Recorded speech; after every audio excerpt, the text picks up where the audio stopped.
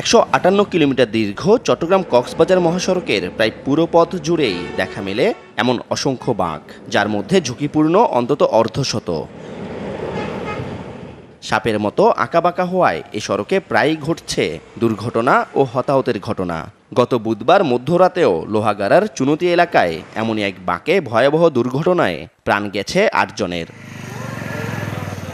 স্থানীয়দের কাছেও এই সড়কটি এখন এক আতঙ্কের নাম।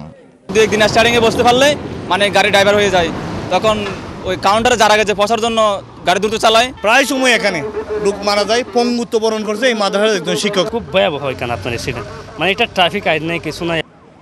ঝুঁকিপূর্ণ অসংখ্য বাঁক, যানবাহনের তুলনায় অপ্রশস্ত সড়ক, প্রশিক্ষণবিহীন অদক্ষ চালক, মুঠোফোনে কথা বলা, ফিটনেসবিহীন গাড়ি, দ্রুতগতিতে ওভারটেক প্রবণতা, অতিরিক্ত পণ্য বোঝায় ভাঙা সড়ক, মহাসড়কে লবণ বোঝায় ট্রাক চলাচল এবং ট্রাফিক আইন লঙ্ঘন সহ নানা কারণ দুর্ঘটনার জন্য দায়ী বলছে পুলিশ। যেখানে গাড়ি স্পিডি, সেখানে আমরা স্পিড গানের ব্যবস্থা করেছি।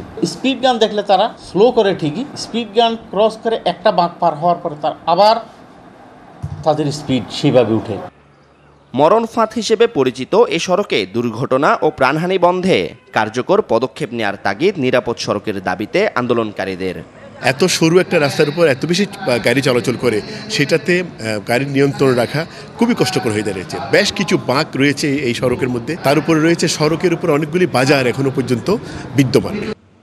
পুলিশের পরিসংখ্যান মতে গত 1.5 বছরে চট্টগ্রাম কক্সবাজার মহাসড়কে 58টি দুর্ঘটনায় প্রাণ গেছে অন্তত 86 জনের, আহত হয়েছেন 108 জন।